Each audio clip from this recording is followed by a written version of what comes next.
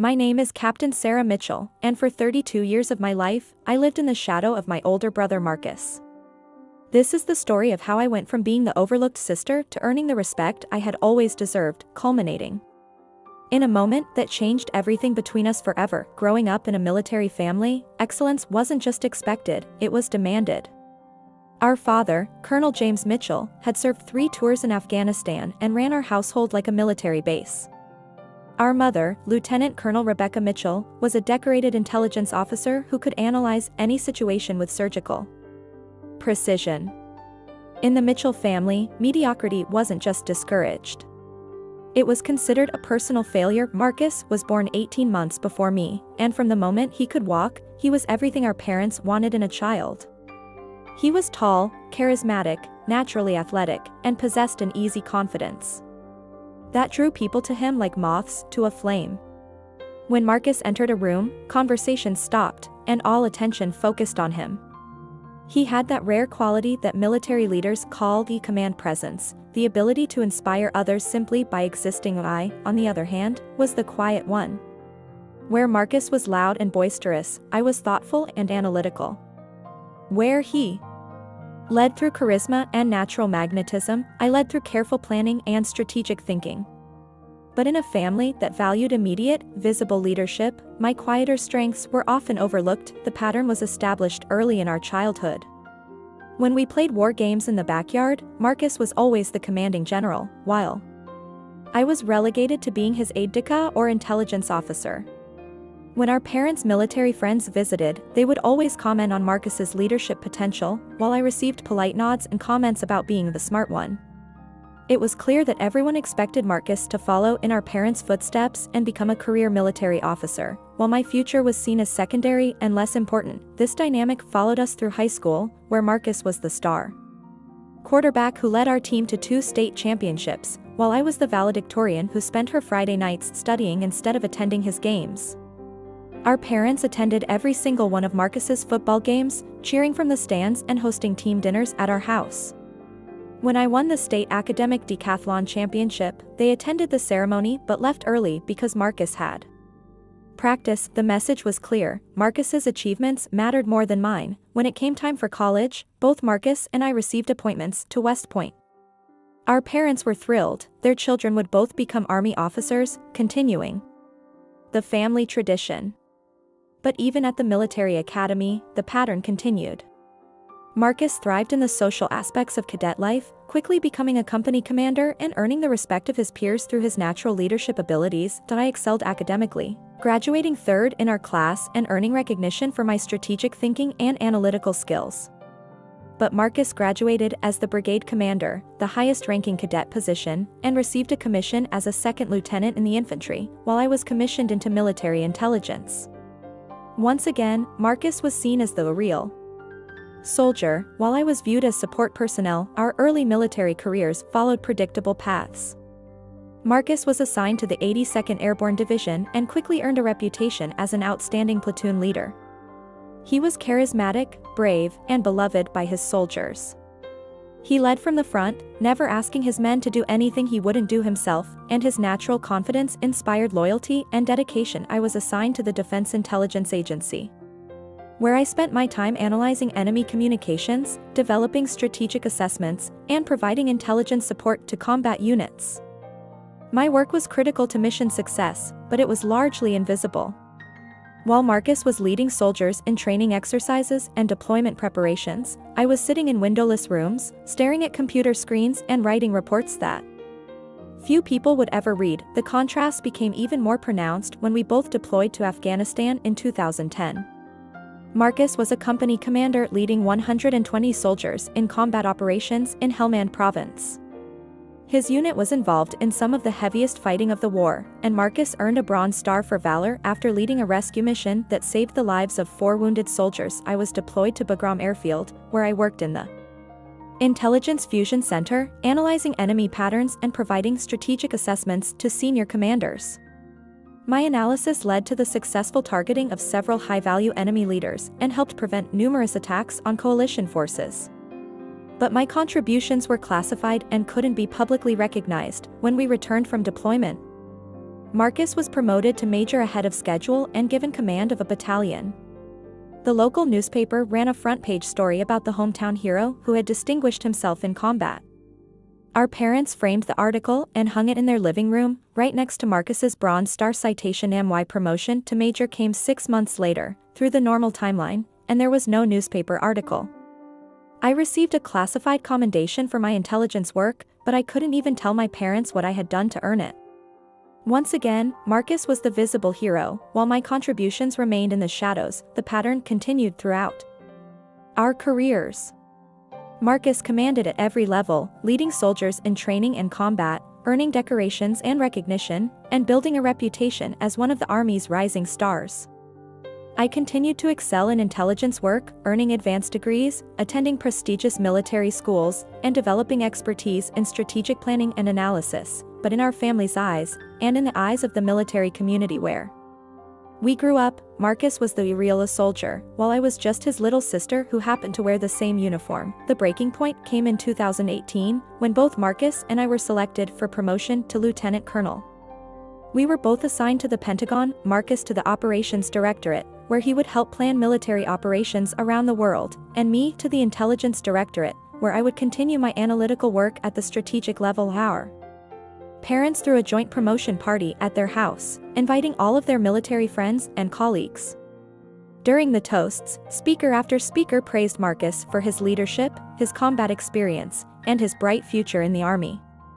When they mentioned me, it was always in the context of being Marcus's sister, or the smart one who supports the real fighters. I stood there in my dress blue uniform, wearing the same rank as my brother, having served my country with the same dedication and commitment, and yet I was still seen as secondary. Still seen as less important. Still living in Marcus's shadow. That night, after all the guests had gone home, I confronted my parents about the disparity in how they treated us. "Do you realize," I said, "that in all the toasts tonight, no one mentioned a single specific thing I've accomplished in my 15-year career? Everything was about Marcus, with me mentioned only as an afterthought." My father looked genuinely surprised.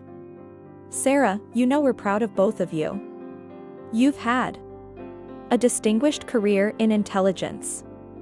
But it's not the same, is it?" I pressed.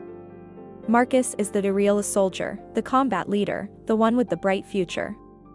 I'm just the smart one who sits behind a desk." My mother tried to intervene. "That's not fair, Sarah. We've always supported both of your careers." "Have you?" I asked. "When was the last time you bragged to your friends about something I accomplished? When was the last time you introduced me as anything other than Marcus's sister? When was the last time you treated my achievements as being as important as his?" The silence that followed was deafening. My parents couldn't answer because they knew I was right. For 32 years, they had unconsciously favored Marcus, treating his achievements as more important and more worthy of recognition than mine. Marcus, to his credit, looked uncomfortable during this conversation. He had always been aware of the disparity in how we were treated, but he had never spoken up about it. He benefited from the favoritism, so he had never challenged it. "Sarah," he said finally, "I never asked for any of this. I never wanted you to feel like you were less important. But you never did anything to change it either," I replied. "You never once told Mom and Dad that they were being unfair. You never once shared the spotlight or insisted that my achievements be recognized equally." That conversation marked a turning point in my relationship with my family. I realized that I had spent my entire life seeking their approval and recognition, trying to prove that I was just as valuable as Marcus. But I also realized that their approval wasn't something I could earn, it was something they had to choose to give. I decided that I was done trying to prove myself to people who had already made up their minds about my worth. I was going to focus on my career, my own achievements, and my own sense of purpose. If my family couldn't see my value, that was their loss, not mine. Over the next 2 years, I threw myself into my work with renewed determination. I completed a master's degree in strategic studies, earned certification in advanced intelligence analysis, and began developing a reputation as one of the Army's most insightful strategic thinkers. I stopped attending family gatherings where I knew I would be overshadowed by Marcus, and I stopped seeking my parents' approval for my career decisions. The change in my approach was noticed by my superiors. Without the distraction of trying to please my family, I was able to focus entirely on excellence in my professional life. My performance evaluations were outstanding, and I was selected for increasingly important assignments. In early 2020, I was assigned to a joint task force that was developing new strategies for combating emerging threats in the Pacific region. The task force was led by General Patricia Hayes, one of the most respected strategic thinkers in the military. Working directly for General Hayes was both an honor and a challenge. She demanded excellence and had no patience for anything less than the best. Under General Hayes's mentorship, I flourished. She recognized my analytical abilities and strategic thinking, and she gave me increasingly complex assignments that challenged me to grow as a leader and strategist. For the first time in my career, I was working for someone who valued my contributions based on their merit, not on how they compared to my brother's achievements. General Hayes became not just a mentor, but an advocate. She recommended me for advanced training, included me in high-level strategic discussions, and began grooming me for senior leadership positions. She saw potential in me that my own family had never recognized. It was General Hayes who first suggested that I was ready for command. "Sarah," she told me during one of our regular mentoring sessions, "you have all the qualities of an outstanding commander. You're analytical, strategic, calm under pressure, and you have the ability to see the big picture while managing complex details. You should be commanding soldiers, not just analyzing intelligence." The idea had never seriously occurred to me. Throughout my career, I had been told that I was valuable as an intelligence officer, but I had never been encouraged to pursue command positions. Command was for people like Marcus, charismatic leaders who could inspire soldiers through force of personality, but General Hayes saw something different in me. She saw a different kind of leadership, one based on competence, strategic thinking, and quiet confidence rather than charisma and bravado. "There are different types of leaders," she explained. "Your brother is what we call a heroic leader, someone who leads through personal magnetism and inspiration.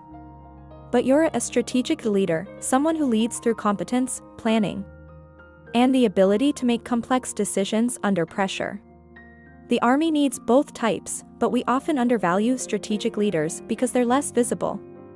General Hayes's words were a revelation. For the first time, someone was telling me that my leadership style wasn't inferior to Marcus's, it was just different. And in many situations, it might actually be more effective. She began recommending me for positions that would give me command experience. I was assigned to lead a joint intelligence task force, then given command of an intelligence battalion.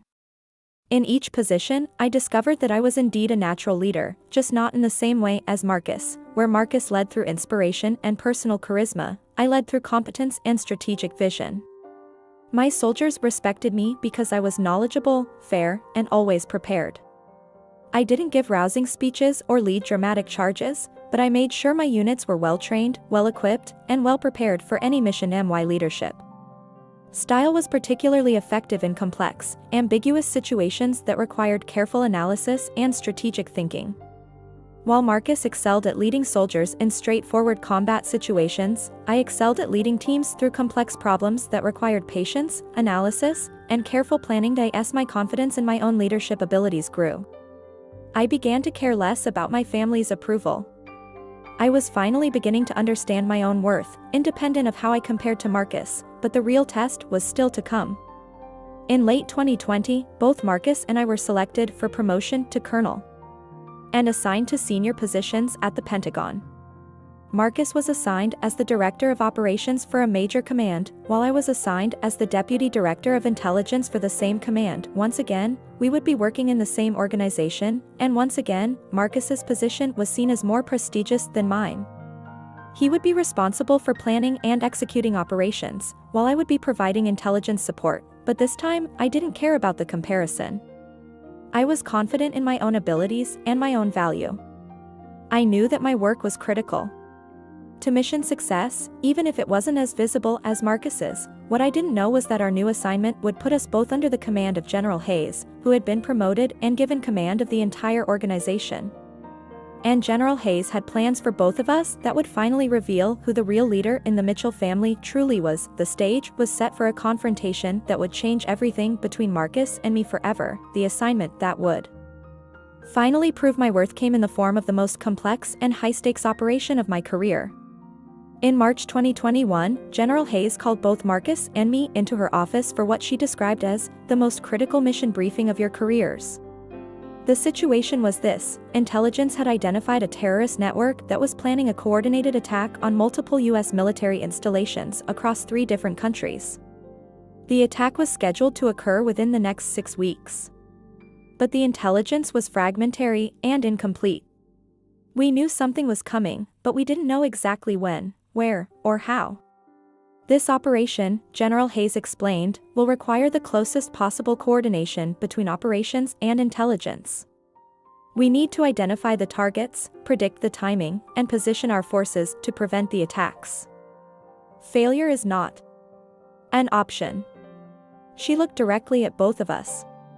Colonel Mitchell, she said to Marcus, you'll be responsible for coordinating the operational response once we identify the targets. Colonel Mitchell, she said to me, you'll be responsible for the intelligence analysis that will make that operational response possible. It seemed like a typical assignment, Marcus handling the operational side, me handling the intelligence side. But General Hayes wasn't finished. However, she continued, given the complexity and importance of this mission, I'm designating one of you as the overall mission commander, responsible for coordinating all aspects of the operation. The mission commander will have authority over both the intelligence and operational components. Marcus and I both straightened in our chairs. This was unprecedented, a joint operation where one of us would have command authority over the other. The question, General Hayes said, is which of you should be the mission commander? I could see Marcus's confidence. He had always been the operational leader, the one who commanded soldiers and executed missions. In his mind, there was no question that he should be the mission commander, but General Hayes surprised us both. Colonel Sarah Mitchell, she said, looking directly at me, you will be the mission commander for Operation Sentinel Shield. The silence in the room was deafening. Marcus's face showed complete shock, while I struggled to process what I had just heard. After 32 years of being the supporting player, I was being given command authority over my older brother. Ma'am, Marcus said, finding his voice, with all due respect, I have significantly more operational command experience than my sister. I've commanded at every level from platoon to battalion, while Sarah has primarily been in intelligence positions. General Hayes nodded. That's true, Colonel. You do have more traditional command experience. But this mission isn't a traditional command challenge. She turned to a large screen and brought up a complex diagram showing the terrorist network. We were tracking. This operation will succeed or fail based on our ability to analyze incomplete intelligence, identify patterns in seemingly unrelated data, and make strategic decisions based on probability rather than certainty. It requires someone who can think several moves ahead, who can see connections that others miss, and who can coordinate complex, multifaceted operations across multiple agencies and countries. She looked back at both of us. Colonel Marcus Mitchell. You're an outstanding operational commander. In a straightforward combat situation, I would choose you without hesitation. But this isn't a straightforward combat situation. This is a complex intelligence puzzle that requires strategic thinking and analytical leadership. Turning to me, she continued, Colonel Sarah Mitchell, you have spent your entire career developing exactly the skills this mission requires.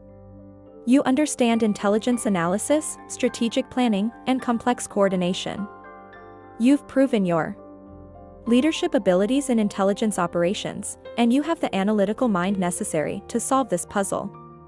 Marcus looked like he had been slapped. For the first time in his life, someone in authority was telling him that his sister was better suited for a leadership position than he was. Furthermore, General Hayes added, I've been watching both of your careers for the past several years. Colonel Sarah Mitchell, your strategic assessments have been consistently accurate, your leadership of intelligence operations has been exemplary, and your ability to coordinate complex, multi-agency Operations is exactly what this mission requires. She paused, letting her words sink in. Colonel Marcus Mitchell, you will serve as the Deputy Mission Commander, responsible for operational planning and execution under Colonel Sarah Mitchell's overall command. Is that understood? Yes, ma'am, we both replied, though Marcus's voice was strained. As we left General Hayes's office, Marcus was silent. I could see the shock and confusion on his face. For the first time in his life, he was being asked to serve under my command. Marcus, I said as we walked down the hallway, I know this is awkward, but awkward, he interrupted. Sarah, I've been in command positions for my entire career. I've led soldiers in combat, commanded battalions, and earned the respect of everyone I've served with. And now I'm being asked to take orders from my little sister who spent her career behind a desk. His words stung, but they also revealed something important. Despite all his success, despite all the recognition he had received, Marcus still saw me as his little sister rather than as a fellow officer who had earned her rank and position through merit. I've earned this position, Marcus, I said quietly. General Hayes didn't choose me because I'm your sister or because she wanted to make some kind of political statement. She chose me because she believes I'm the best person for this mission. Marcus stopped walking and turned to face me. Do you really think you're qualified to command an operation of this magnitude? Do you really think your intelligence background has prepared you to lead a complex military operation? For a moment, I felt the old doubt creeping in. The voice in my head that had always told me that Marcus was the real leader, that I was just the smart one who provided support. But then I remembered General Hayes's words, and I remembered all the years of excellent performance evaluations, successful operations, and growing confidence in my own abilities. Yes, I said firmly. I do think I'm qualified.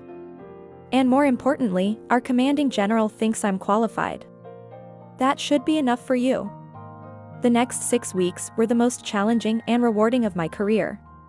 Leading Operation Sentinel Shield required every skill I had developed over 15 years of military service. I had to coordinate intelligence gathering across multiple agencies, analyze complex and often contradictory data, and make strategic decisions based on incomplete information, but it also required me to lead a team that included my brother, who was struggling with the reversal of our traditional roles. Marcus was professional in his duties, but I could see his discomfort with taking direction from me. He questioned my decisions more than he would have questioned any other commander, and he often suggested alternative approaches that reflected his more direct, action-oriented leadership style. The breakthrough came 3 weeks into the operation. My intelligence team had been analyzing communication intercepts, financial transactions, and travel patterns, looking for connections that would reveal the terrorist network's plans. The data was overwhelming, thousands of pieces of information that seemed unrelated and contradictory, but I began to see a pattern. The terrorists weren't planning a single coordinated attack, they were planning 3 separate attacks designed to look uncoordinated. Each attack was being planned by a different cell, with minimal communication between them. The goal was to make it appear that the attacks were random and unrelated, when in fact they were carefully coordinated to maximize psychological impact. Marcus, I called him into my office to brief him on my analysis. I think I know what they are planning. I showed him the pattern I had identified, explaining how the seemingly random data points actually revealed a sophisticated deception plan. Marcus studied the analysis carefully. I could see his mind working, applying his operational experience to my strategic assessment. If you're right, he said slowly, then we need to completely change our defensive posture. Instead of trying to defend against a single coordinated attack, we need to prepare for 3 separate attacks that are designed to look random. Exactly, I said. And we need to do it without revealing that we've identified the pattern, or they'll change their plans. For the first time since the operation began, Marcus looked at me with something approaching respect. This is brilliant analysis, Sarah. I never would have seen this pattern. That's why General Hayes put me in command, I said. Not because I'm better than you, but because this mission requires different skills than the ones you've developed. Marcus nodded slowly. I owe you an apology.